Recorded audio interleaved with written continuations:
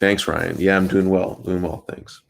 So today I just got a few things I want to talk about. I'm doing a 10 days of darkness, I guess I've called it, where I'm gonna go 10 days without using my phone after this live right now, obviously. I'm gonna do a 10-day fast, and I'm gonna do, including that fast, it's gonna be like no coffee, also. But the hardest part, I think, is gonna be no phone. So what I've decided is I'm gonna just use my computer for work during the day, and outside of that, no access to phone. So if you need to get a hold of me, letting you guys know now, you can reach me on email only, maybe WhatsApp. I think there's a way to have a desktop WhatsApp, but zero social media, zero anything outside of work. So no phone. So I'm gonna see what it's like to go back, to rewind the clock to back before I had a phone, and I realized that um, I don't know if you've ever forgot your phone at home on your way out to work or whatever, and that first instinct reaction is, oh shit, I forgot my phone at home, my day is ruined, how am I ever going to survive, what am I going to do, I'm totally lost. And as the day starts going on, you start realizing, like, hey, this is not so bad, I'm actually now in control of my own day, where it's not something jumping at me, buzzing me, getting my attention. And if you've read the book Deep Work, they highly recommend not checking your emails during the day, because once you go to check your email, you get lost immediately into all these people trying to get your attention, people asking you questions, people reaching out, spam. And what we thought was going to be a 30-second check not only wastes time, but it takes your focus away. And when you lose your train of thought as you're focusing on a task, you start dividing it up and chopping your brain power or your focus into a million little pieces. It's so much harder to come back on track, so much harder to go deeper with your work. So I've decided to go 10 days, no phone. Also, I'm starting every month now with no coffee for at least 7 days. And the reason for that is just to give your body a break. Most people drink a lot of coffee, and they're constantly sort of dosing themselves with the stimulant, caffeine. It hits the cortisol receptors in the body.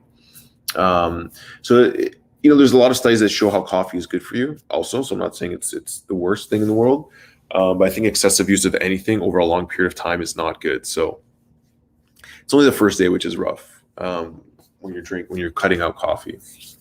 But I highly recommend cycling it in and out of your routine. So, once a month, start the month, 7 days, no coffee. And I promise you that first coffee will be like heavenly, and it'll give you a jolt. It'll almost feel like some sort of drug or stimulant when you haven't had coffee for a while and jump back on it.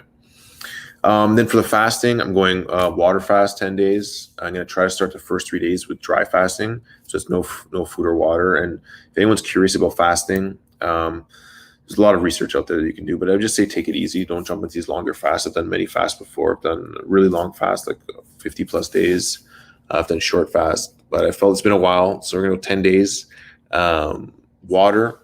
So what I'll probably do is I'll do 3 days dry. And then after that, depending on how I feel, I might go for a fourth day.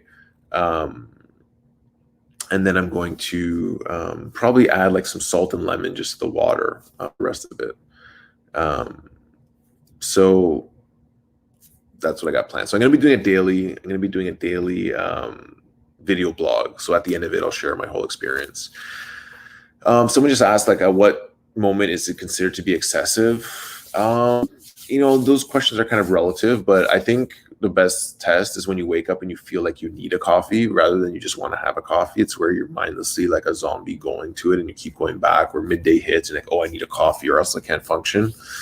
For me, like one a day was good. I wouldn't have it after 2 p.m. either, because coffee's got a half-life of, I think it's about 8 to 10 hours. So if you have a coffee at 2 o'clock, it's like having half a coffee at like 9 or 10 o'clock. So just keep that in mind. And sleep is super important. And I've been working on my sleep. I'm working on trying to increase my heart rate variability. So I've been trying all these different things, trying to crack the code of what actually makes it move or not. But again, I think I shared this last week.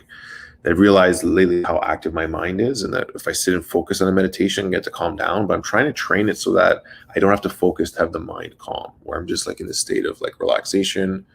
I know that there's nothing I really need to do. There's not like, I just got into this state of always worrying about what I have to do, what's next, how can I get ahead. And this goes back to a lot of like wanting to be um, like wanting to be like seen, heard, recognized. And I realized that's put this process into my subconscious of having to perform at such a high level. And so part of the work, like the real work of personal development, is trying to catch the patterns. What do you catch yourself doing mindlessly, always going back to these same things that keep happening, and listening to your emotions. What your emotions are bringing up are trying to show you something. So, it's not good, it's not bad. I think I talked a bit about this last week as well. Just trying to get your attention. Hey, you need to put some more attention here, or this triggered you. Like there's something here about you that you need to see, or you need to sort of witness, or you need to change. So using all of these things as tools, and especially when you fast, you'll see you get triggered a lot more. A lot more things are coming up. So it's a good opportunity for reflection as well. So that's the fast. If anyone wants to know a bit more about fasting, please reach out, shoot me a message. I encourage you guys to fast.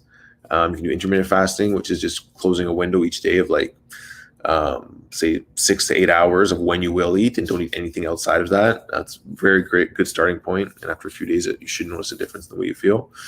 But different people are made differently. So the similar fasting that works for me may not work for you.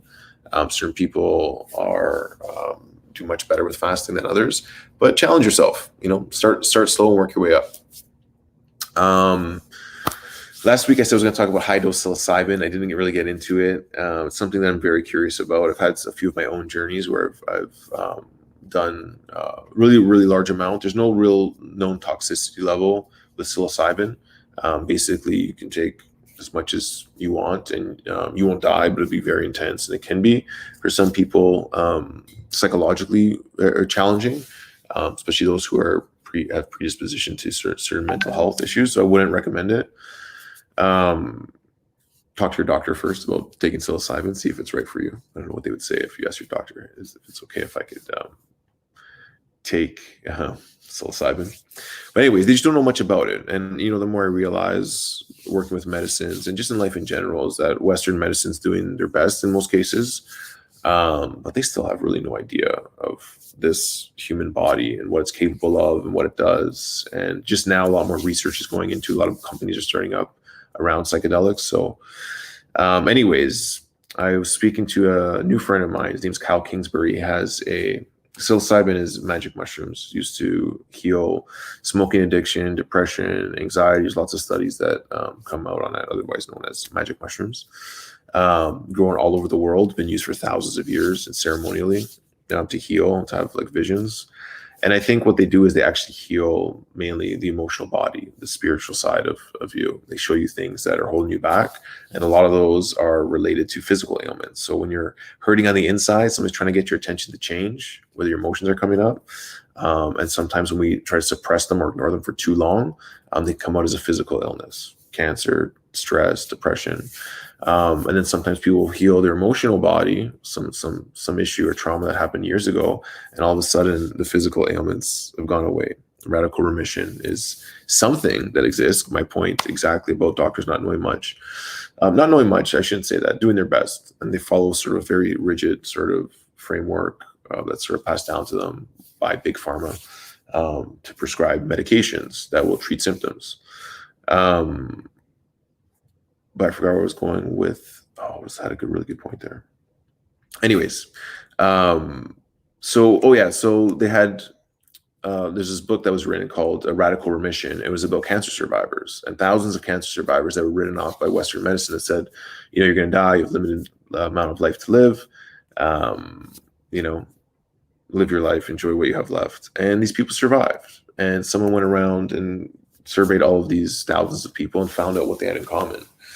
So what is it? Is it really just a symptom? Is it really just, you get it, this is something that happens to you, or is there more to it, which I think is what's really happening. So going back to Kyle Kingsbury, he did a 30-gram journey, which is a huge amount.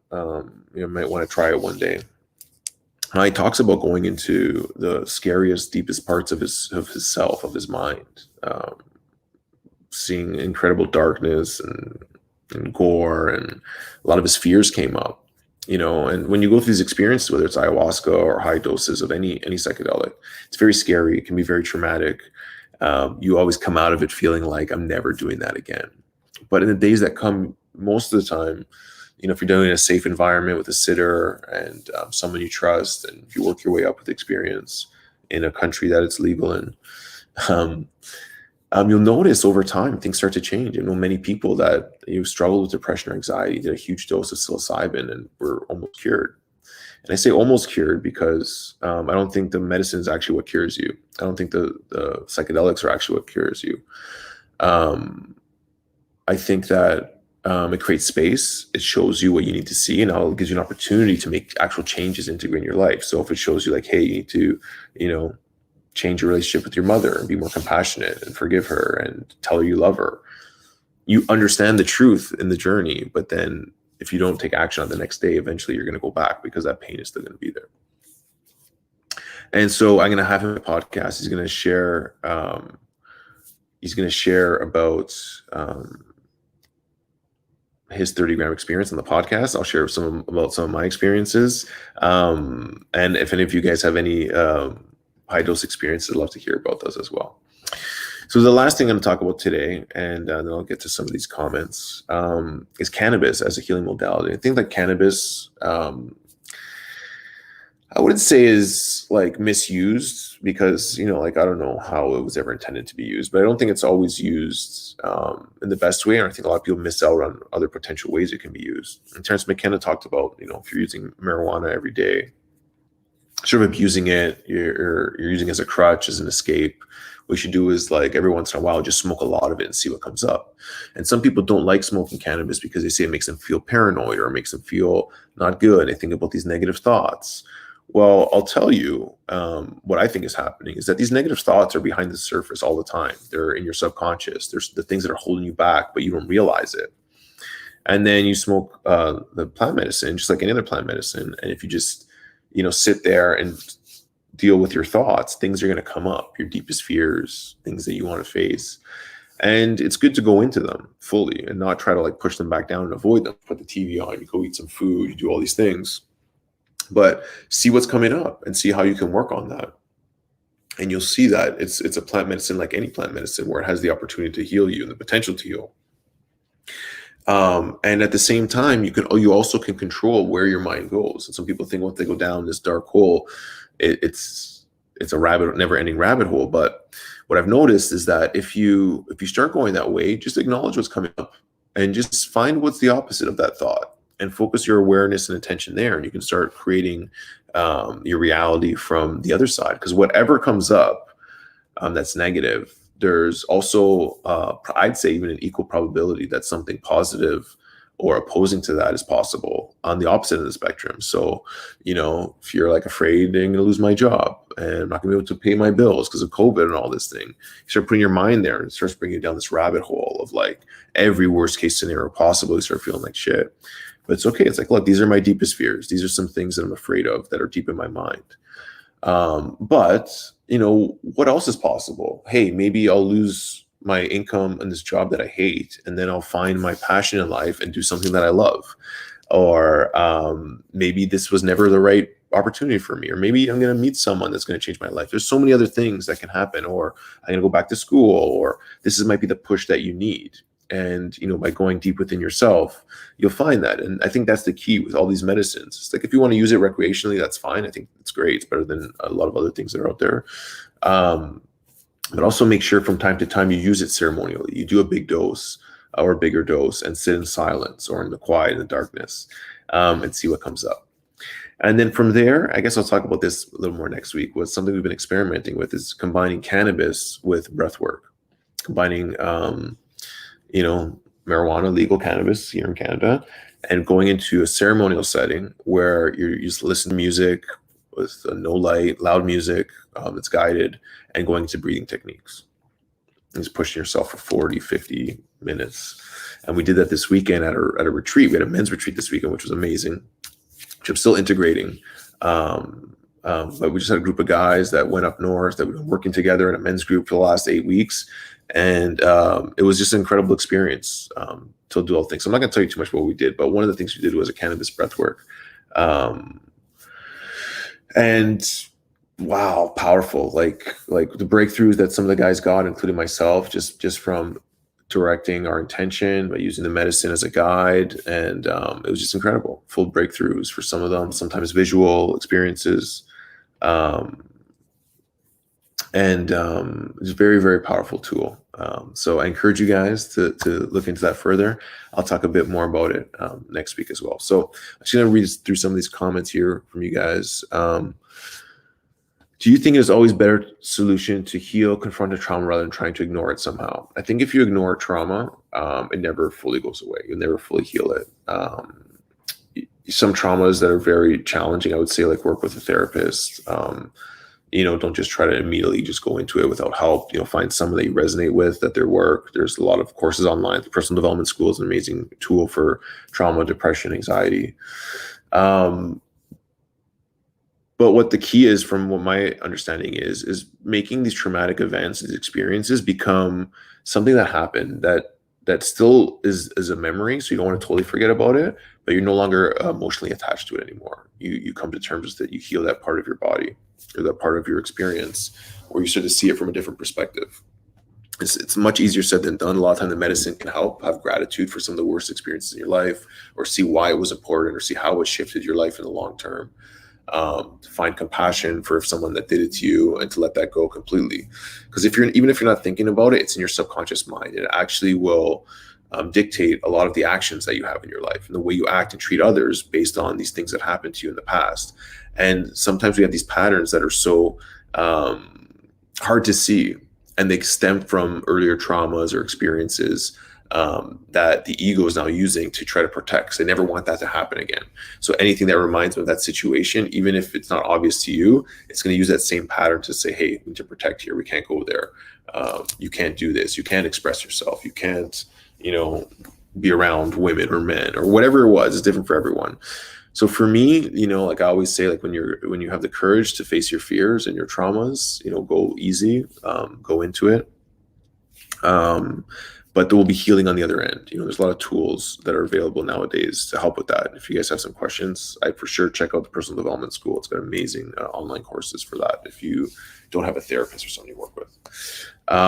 Karen says, good luck to you. I'm starting intermittent fast today for as long as I can go. Good job, Karen. I'm right there with you.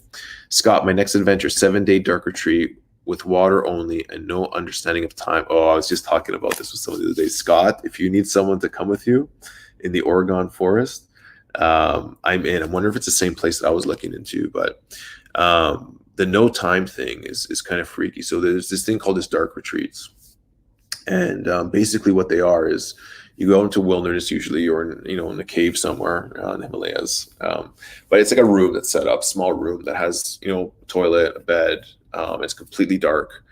And you go in for a certain amount of time. And after a few days of darkness, your brain starts to release DMT, apparently. Or you get into this, not all the time, but it can, or you get into this really deep state of like deep meditation that, 10 days of silence would get you. You get there in like 2 or 3 days. And then there's things they can add to it, like fasting in there. So you have no food also. The other thing is the darkness, you lose track of time. So after a few days, you don't know what time it is anymore. You don't know what days or nights are. And that's probably the most challenging of all, whether you've been in there for a couple of days, because you fall asleep. It's like, did I sleep for 5 minutes? Did I sleep for 50 hours? You have no idea. And I think that's one of the most challenging parts. But Scott, if you're looking for someone to come with you, I definitely will volunteer for that. I've been talking about that 7-day dark retreat. And I'll share more about the dark retreats in the future as well, because it's a very interesting topic that I've been quite curious about. Ibn Star Lavananda says, in a trip, you have to monitor your thoughts, continuously evaluate where they will lead you. Negative threads should not be followed. Yeah, I think negative and positive are a construct of the mind. But I agree, you don't want to get too lost in a negative thought, but just try to see what's coming up and why you perceive it as negative. What's really negative about that? That's the role of going to more of that observer, seeing things as not from good and bad, but just as things. They all have purpose. And at the end of the day, the further out you go, things blend into this yin yang. That's important. The duality is important for us. If everything was perfect and there was no challenge, then, how do we learn as a soul on this world? I think the world was designed with this crazy sort of set of variables for us to learn. We come in, almost like a video game, and we check it out and we get bored and we forget about everything in the past. We have a true learning experience and we go, and sometimes into the algorithm comes a Donald Trump or Facebook or coronavirus, and we have to respond to it. Things that are out of our control, things that are in our control. And that's part of the journey. And I think, we think it's crazy right now. The world is crazy. Imagine being a caveman when dinosaurs were around. Imagine going through the dark ages. Imagine going through the plague, or imagine going through any sort of time frame there was on both ends of the spectrum. Things that are very scary, apocalyptic possibilities around every corner. On the other end, there's bliss, there's beauty all the time. It's always been here, even when, there's a story about, during the war, the German soldiers going into Russia, the Russian friend was telling me. And, some of the soldiers that were killed or captured, they found these things on them. And what they were was a musical instrument. And they started playing them, and it brought them so much joy that the harmonica took off in Europe and Russia after the Second World War. Think about how this crazy thing of a world war creates so much beauty by bringing music to Russia. And during that same time, around that time, the atomic bomb was created, so was LSD. And there's balancing things that are coming in at each end. Like even today, it seems crazy, but there's so much love and bliss in every moment that's going on. If you sort of can get your mind out of, impending doom and gloom, who knows what's going to happen. I try not to focus on my deepest, darkest thoughts and conspiracy theories that, they're possible, but I've been here before. I'll probably be here again. So I'm going to go along for the ride and try to live my best life, live every day until I die, not start dying before I get there and worrying about all this crap. So best advice, if you're scared right now, if you're confused, or if you think that, things are really dark, find the light. It's all there. It's right in front of your face, the simplest things. And sometimes these bigger events get you to focus on what's really important in life. I promise you it's there. And I promise the more people that start focusing on the light and the positivity, the faster the world's going to change. I think we're in a time of great change. This is not just a regular change. I think this is a great transition we're in right now. So I don't know if you feel the same way. I hope you do. Leave some comments. Thank you for those who tuned in, who left some messages on here. I appreciate you guys. Appreciate all of you guys for listening. Be that change you want to see in the world. We need you now more than ever, or I guess the same as ever. But any questions, anything you want to talk about next week? I might not even do next week if I'm doing this phone detox thing, but we'll see. Maybe I'll make an exception just to check in, see how we're doing. Have an amazing day. Happy Monday. Those in Canada, it's a long weekend today. Enjoy your day, and I will see you soon. Peace.